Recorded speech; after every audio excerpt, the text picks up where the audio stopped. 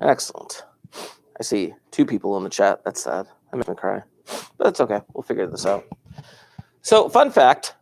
I've been teaching AP Stat for like 6 years or something like that. I've been teaching it for a while. And apparently, I was talking to my wife after our class on Friday. We had class on Friday, right? Cool. I was talking to my wife on Friday, and I told her how I taught you guys about the p-value and the hypothesis testing. And it turns out I've never actually said that line to her. And she heard it, and she got so mad at me. Yeah. Anyway, I just thought I'd share that. So, anyway, I'm not in trouble. There's only 2 people in the chat. What is going on here? There should be like 1,500 people. I posted the link, clearly, since there are people joining. All right. Well, they're going to join. I'm going to tell you guys how we're going to run today. So I would like to continue with hypothesis testing. I got to go into the details of type errors. It's more about hypothesis testing, more refining of the details behind hypothesis testing. Then I have a little multiple choice setup for you on quizzes, practice that I want you guys to try when we get there. But that'll be after I get down that set of notes in regards to type errors and whatnot, and some more details about hypothesis testing and probabilities and whatnot. We'll deal with that. So yes, as always, for those of you in the chat, if you would be so kind, leaving a comment, that'd be wonderful. So now there are 6 or 7 people in there. There they go. There are all them people. I see 4 comments so far. But we'll see what happens. It's still a few minutes early. I'm sure people are still waking up from their alarm clocks. I don't know. In the meantime, if you would, I want to get this thing rolling. I'm going to need those notebooks out and open. Anyway.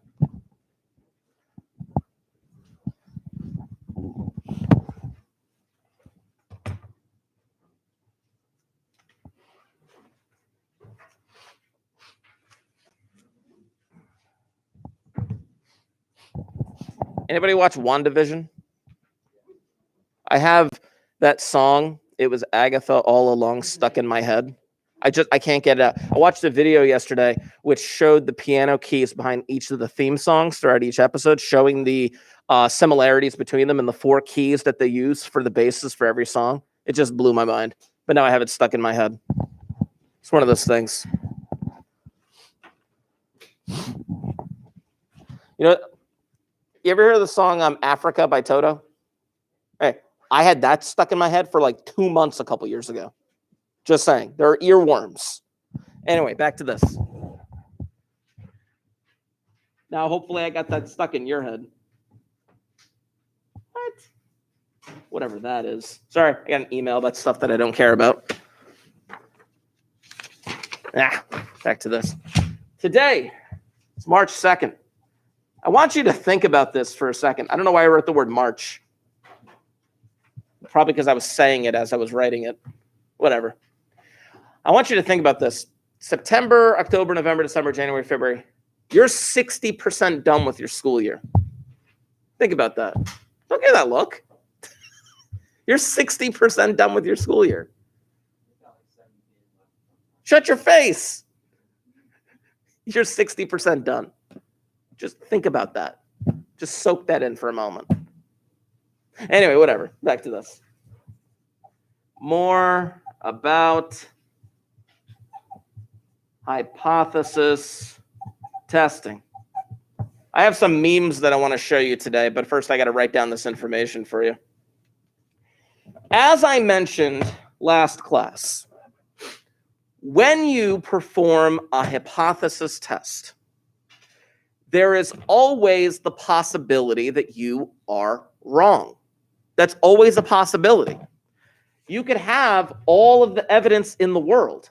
If watching CSI has proven anything to me, it's that you can have an airtight case, but still be wrong because there's something that you're missing or there's some explanation as to why things are happening the way they are. You could always be wrong. Just like with a confidence interval, you could have a 95% confidence interval hoping that you're capturing the true proportion. But there's a chance that you are wrong and you don't have it. It's just fact of the matter.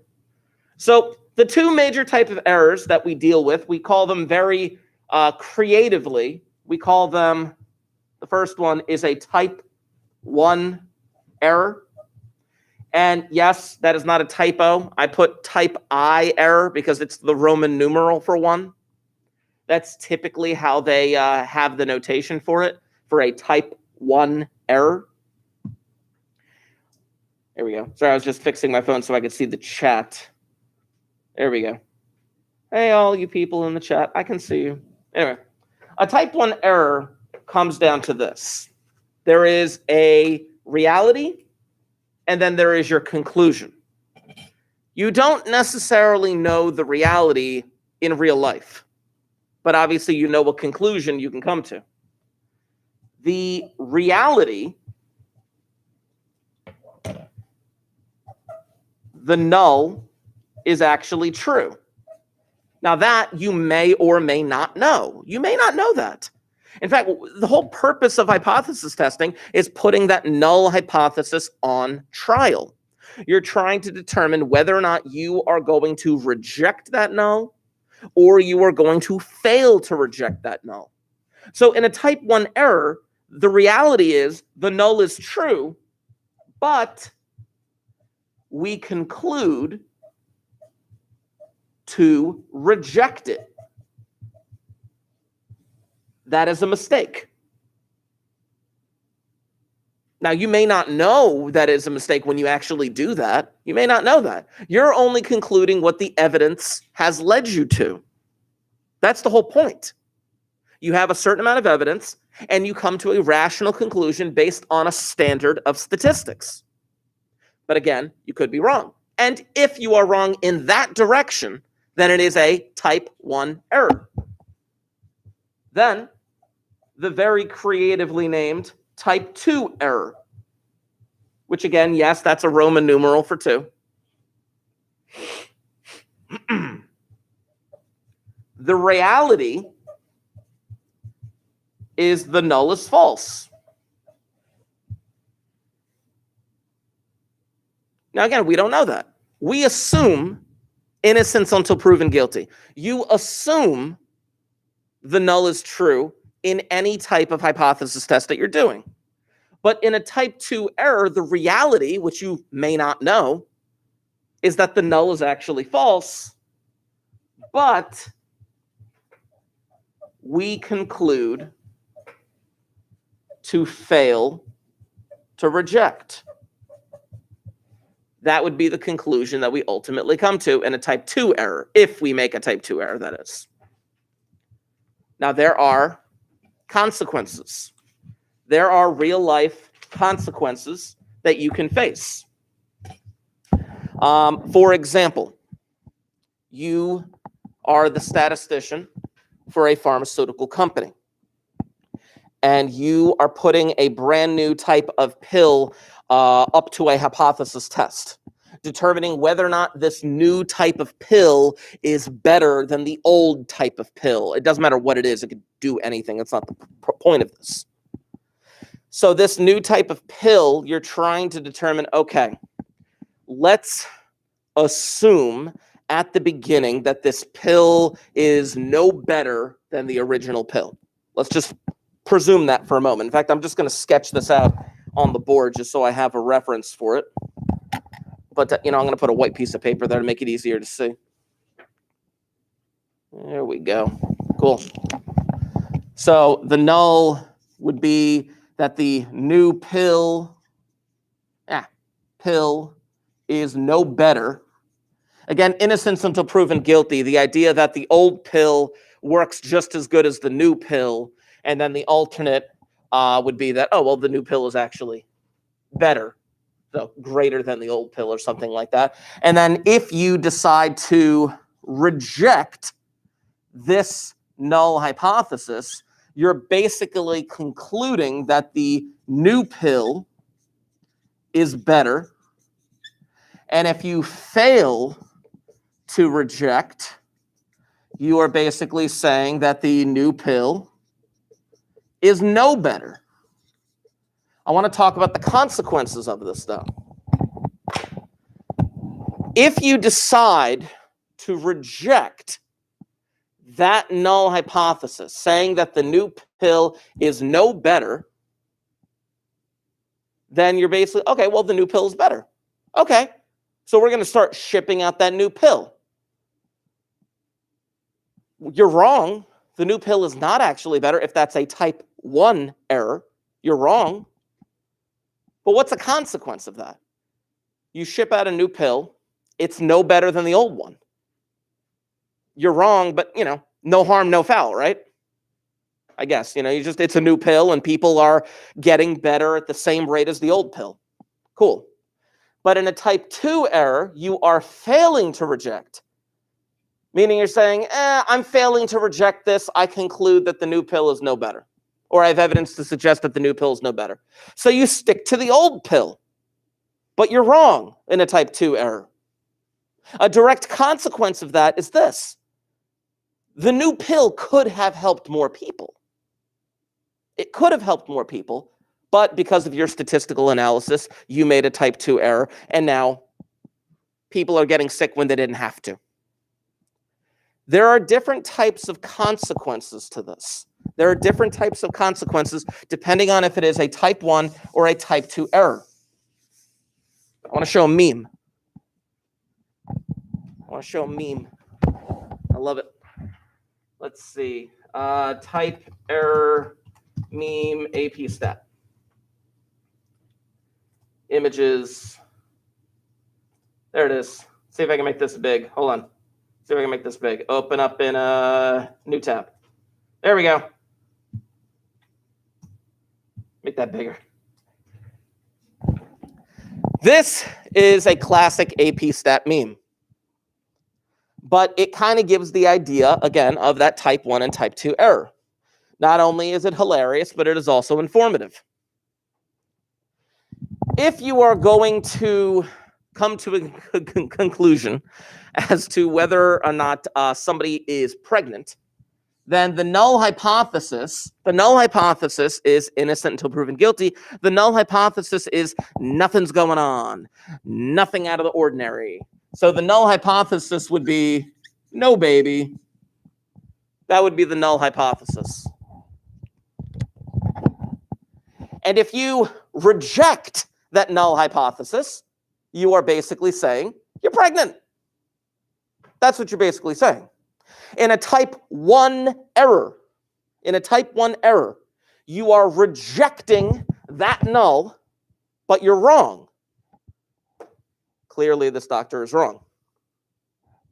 In a type 2 error, you are failing to reject this null hypothesis, being that there's no baby. And clearly, you are wrong. Thus, the hilarity. Who's that actor that was in The Notebook? Okay, good talk. I bring that up mainly because there's another meme I want to show you. Hold on. This is the era of AP stat memes, just so you know. So let's see. AP stat meme, fail to reject. There it is. Open up in a new thing. That guy. Who's that guy? I don't know his name. Whatever. But I just thought it was hilarious. Because you see the p-value at the bottom, right? Because I failed to reject you. Yeah, it's hilarious. We should all just embrace the AP stat memes. Just saying. You probably get most of them now. Hold on. AP stat meme. Let me just look them up. There's a whole bunch here. Some of them are blocked because I'm on the school network. But yeah, I think that you'd get a kick out of them now. Like this one. I just like this one. I don't know. Just the look on his face. Also Parks and Rec. Anyway. My favorite line of all time from Parks and Rec is from this episode called Flu Season, where Andy is like, talking to his boss, and he's just like, I put your symptoms into this computer, and it says that you may have network connectivity issues. I thought, yes, what a perfect way to say it. Anyway, memes. Back to this. Okay. So I have a little chart for you. This little chart may be helpful in terms of organizing information for type 1 and type 2 errors. So I'm going to make a little 2x2 square. Make a little 2x2 square. There we go. Up top is the truth. Up top is the truth. You know, I can make this a little bigger. You know what? I'm going to make this bigger. I'm not going to change anything. I'm just going to make it bigger. Go away, paper. There we go. So up top is the truth. And the truth is either one of two things. Either your null is true or your null is false. Either your null is true or your null is false. That's the truth of the matter. But of course, you don't necessarily know that. You're just trying to test a hypothesis. And then ultimately is your decision. Now, your decision comes down to either you reject the null or you fail to reject the null. Those are your two options. You could reject the null, or you could fail to reject the null. If you reject the null hypothesis, even though the null hypothesis is true, that is a type 1 error. If you fail to reject the null hypothesis, meaning, well, there's evidence to suggest that the null hypothesis is valid. I'm not saying that it is. I'm not accepting it. I'm just saying that there's evidence to suggest that. But if you're wrong in failing to reject and the null is actually false, that is a type 2 error. What if you reject the null and the null hypothesis is actually false? What would you say for yourself? You just gave me a thumbs up. Yes, I'm going to put a happy face. Because good job. You did it. You know, you may not know that you may not know that you did a good job. You just may be like, well, this is where all the evidence is pointing. But hey, good job. You did it. Same thing for if you fail to reject when the null is true. Hey, good job. I don't know why my smiley face mouths always look like check marks. So now I want to talk again a little bit about the consequences, going back to the pill example and the pregnancy example and the parachute example. There are different types of consequences. In the pharmaceutical pill example, if you reject this new pill, yes, you made a mistake. I'm sorry, not if you reject the new pill, but if you reject that there's no difference and saying, hey, I reject the null, this pill could actually help save more lives. But then you're wrong. It's like, okay, it didn't save more lives, but it didn't save less lives at the same time. So no harm, no foul. But if you fail to reject and you're wrong, then all of a sudden it's like, well, you had this new pill that could have saved more lives, but you didn't use it. Type 2 error, kind of worse. I want to go back to the pregnancy meme real quick. Hold on. I want to go back to the pregnancy meme real quick. Just because. Hold on. AP stat, type error. Couldn't think of it. Meme.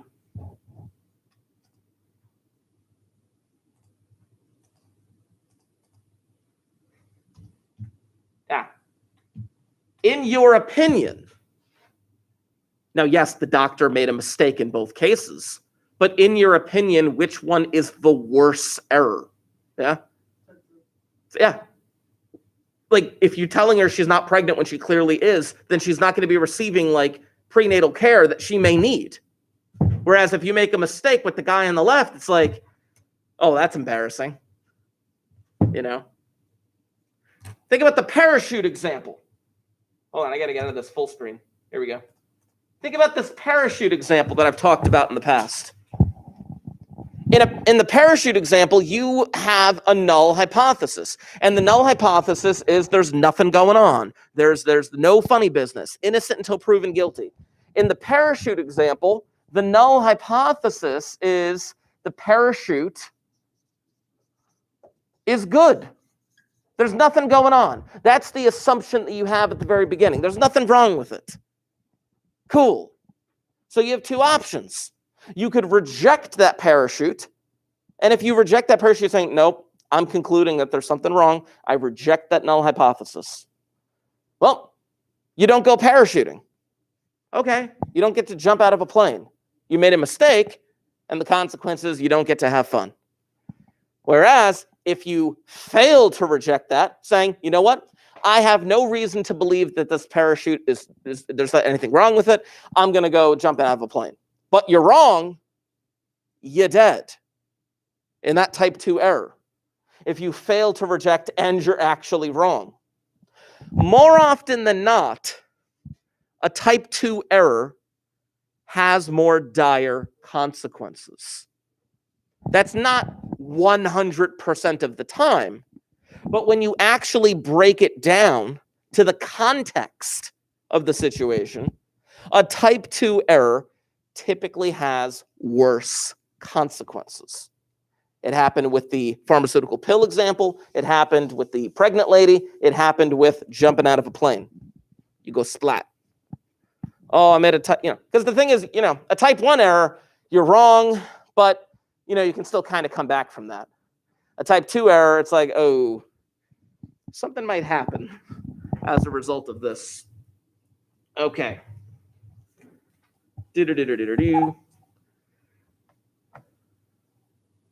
The probability. Now, you're either going to love or hate what I'm about to say in terms of the probability. The probability of making a type 1 error is alpha. The probability of making a type 1 error is alpha. What is alpha? What the heck is alpha? What do we define alpha as? Remember? It's your significance level. It's the threshold by which you are going to either reject or fail to reject the null hypothesis. The significance level, did I call it anything else? I know I called it a significance level. Alpha level, cool. I don't know, I gave it a few different names, but they're all valid. Your alpha level, which is typically 5%. Typically 5%. That is the probability of making a type 1 error. Now, you can actually change that alpha level. You can make that alpha level down to 1%. Then if that's the threshold, then now you have a 1% chance of making a type 1 error. Well, Mr. Argy, why don't we make it as low as possible? You got to be careful, though. If you change your alpha level, you are directly impacting other things in the problem. If you change the alpha level from 5% down to 1% or up to 10%, you are directly impacting something else. Hold on now. The probability of making a type 2 error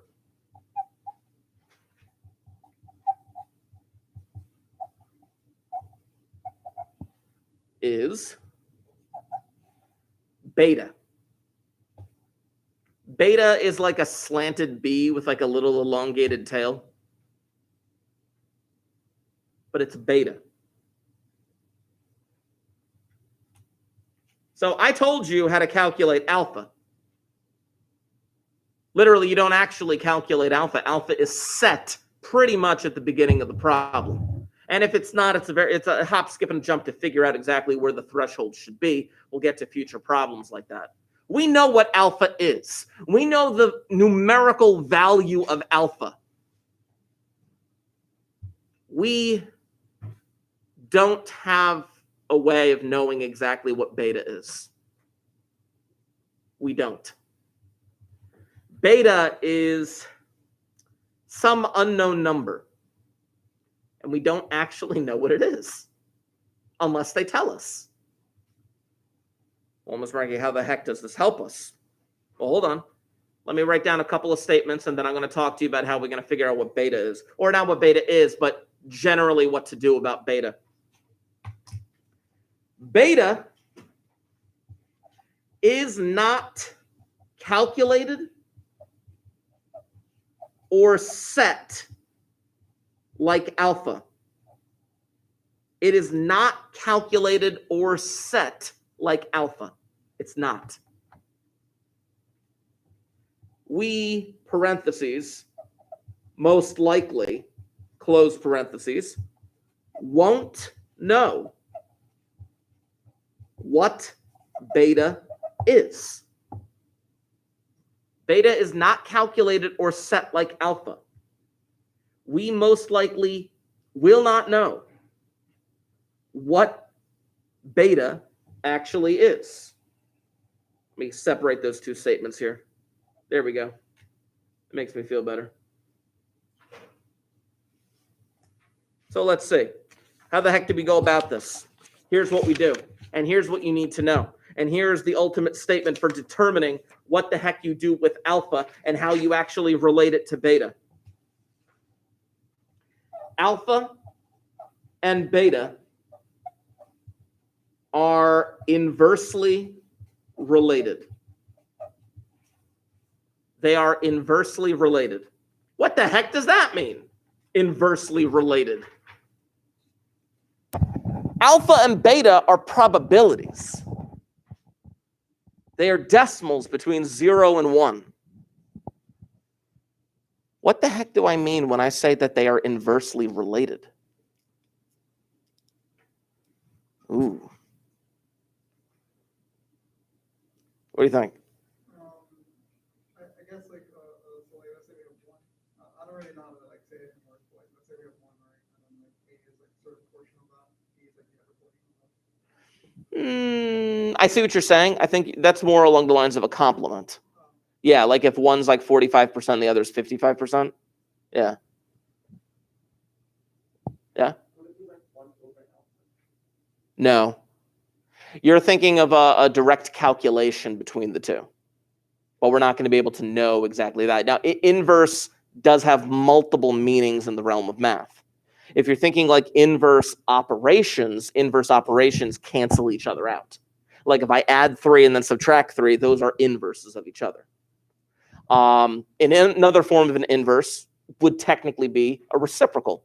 If you were raising something to the -1 power, you could like flip that thing over, right? But I didn't teach you algebra 2, so I don't know if this is going to make like crystal clear sense to a lot of people, but bear with me. There is a huge difference. There is a huge difference between these two calculations. This one is what you were just referring to, which is the 1 over. My watch broke again. Look at that. Goodness, it's because I keep slamming the board. This one is actually a certain type of calculation from one function to the next. You know, I believe you did that when you did square root functions in chapter 6 in algebra 2. Am I bringing back PTSD memories? Okay. What I mean by inversely related, I mean this. If one of them goes up, the other one goes down. That's literally what it means in this case. In this case, if I take the level of alpha from 5% and I raise it to 10%, immediately, if I raise it to 10%, beta is coming down. Now remember, beta is the chance that I make a type 2 error. If I take alpha and I shrink it down to 1%, that means that my chances of making a type 2 error have now increased. There's a consequence. Ms. Marangi, I don't want to make a type 2 error, so I'm going to raise alpha to like 50%. Now you have a 50% chance of making a type 1 error. There has to be a balancing act. Again, that gold standard is 5%. You waver around 5%. There are ways of actually affecting beta without touching alpha. I want to talk about that. Hold on. First of all, a couple of statements. I should say in regards to this. When I say that they're inversely related, the meaning is if you decrease alpha, you increase beta, and vice versa.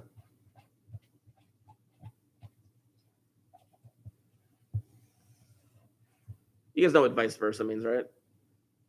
Kind of hoping, it's not a common phrase, but vice versa, just, if you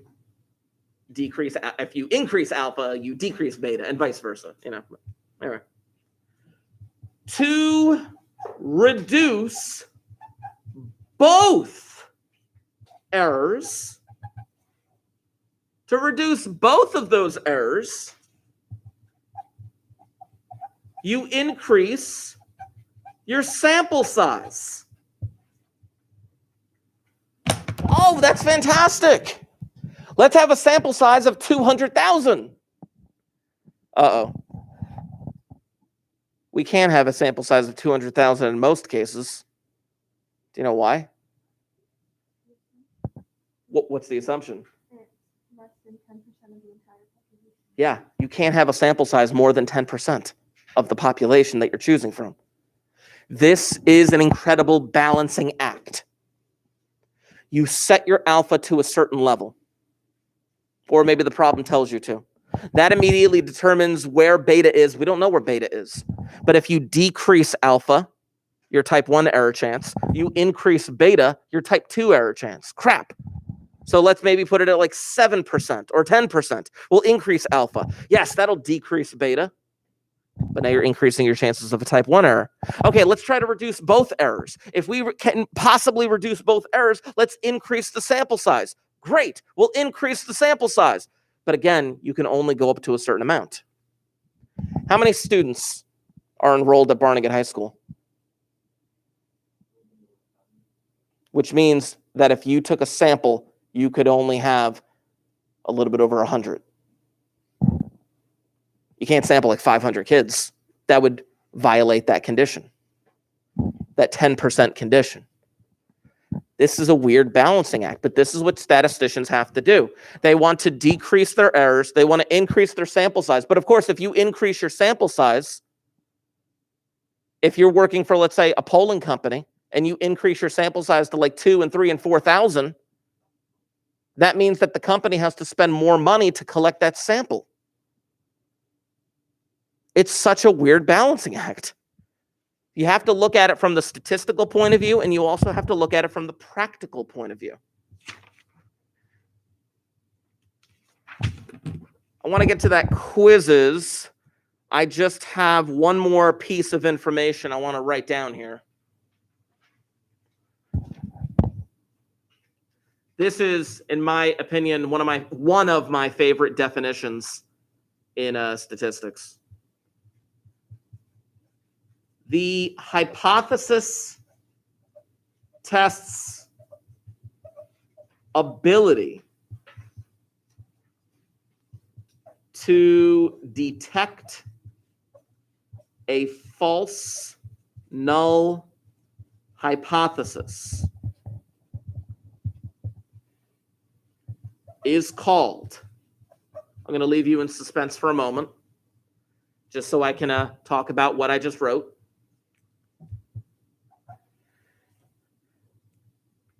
When you're given a null hypothesis, You're putting that null hypothesis on trial. You assume that the null is true at the beginning of the problem. You assume innocence until proven guilty. Now, the way that you set up your hypothesis test, your alpha level, your sample size, all of that stuff goes into your hypothesis test's ability to detect a false null hypothesis. Because if you could detect a false null hypothesis, then you would know that you're making the right decision. The stronger that your hypothesis test is, the more of an ability it has to detect a false null hypothesis. The strength of your hypothesis test goes down to every single stinking level. It goes down to how you collected your data. It goes down to how well you fulfilled the assumptions and conditions. It goes to how large of a sample size you have, and down to that alpha level that ultimately was chosen. But the hypothesis test ability to detect a false null hypothesis is called the power of the test. It's called the power of the test. Rawr. I don't know what guys at the gym do. I'm assuming they make noises like that. Is that fair? Oh, okay, I don't know. Now, we actually have a way of calculating the power of a test. There is a calculation that you can do to determine the power of the test. Power equals, I'm so excited, 1 minus beta. Thank you for giving me that look.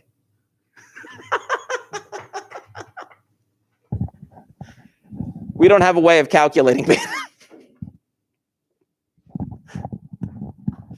But we do have a way of controlling beta.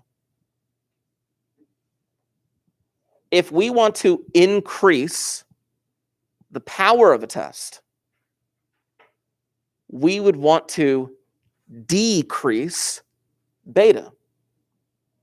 There are two main ways of decreasing beta. What are they? Huh?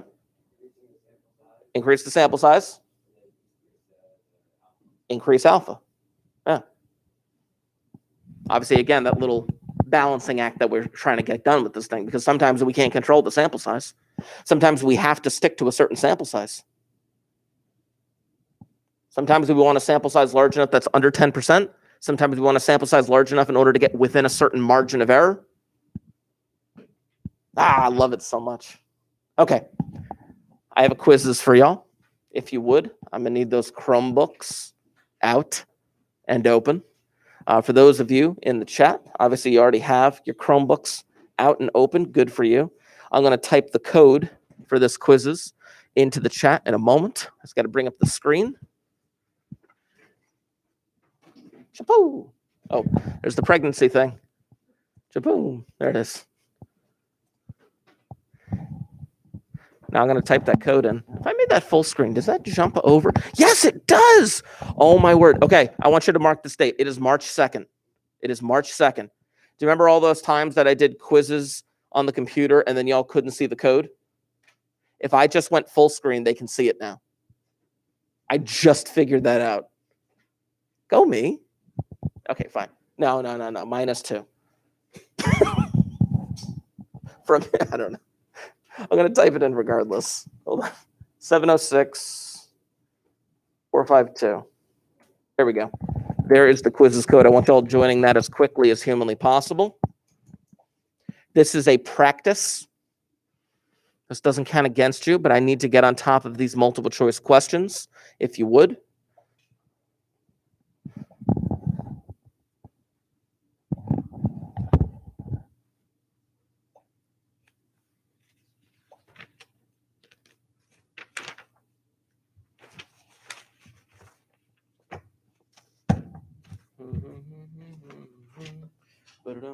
Give people a few more minutes to log on. Because obviously they just opened up their computers.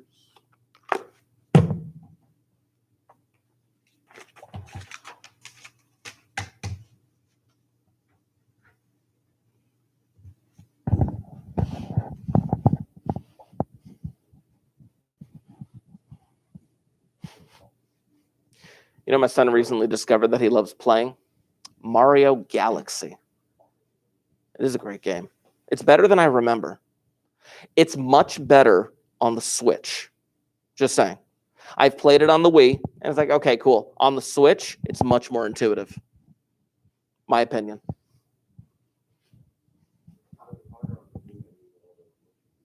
Well, that's the thing. The Switch has motion controls too.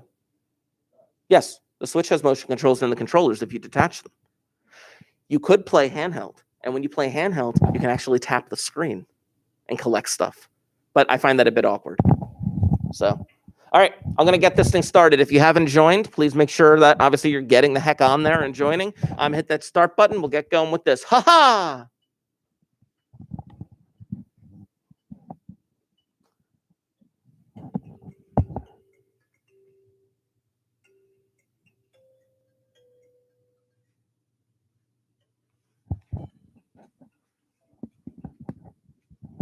Remember, this is just a practice. This is just a practice.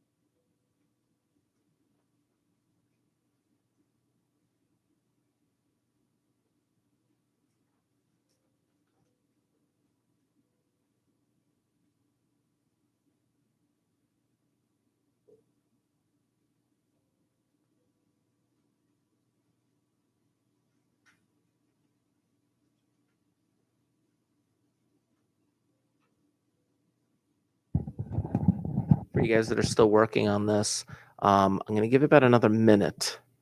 And then I'm going to attempt, with the time that we have left, just to see what the most troublesome problems were. And I'm going to start with those.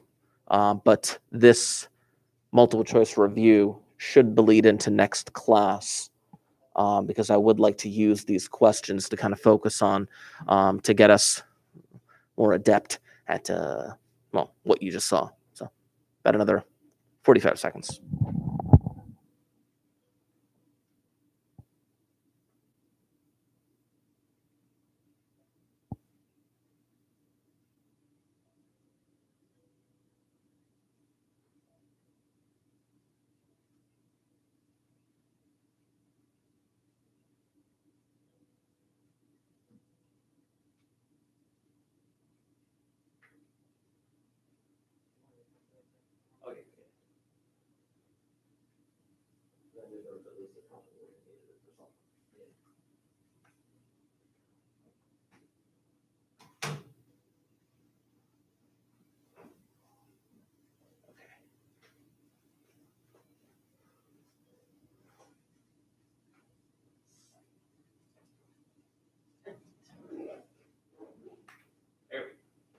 Okay, so like I said, we got about 4 minutes. I don't plan on doing this whole thing clearly, but I would like to see at least a question or two, just to see what the most troublesome problems were. Sort by accuracy. Start at the bottom. These are not good to look at. Hold on. See if I can figure this one out. Okay, so that was number 6. Let me go to quizzes over here. There's the pregnant lady again.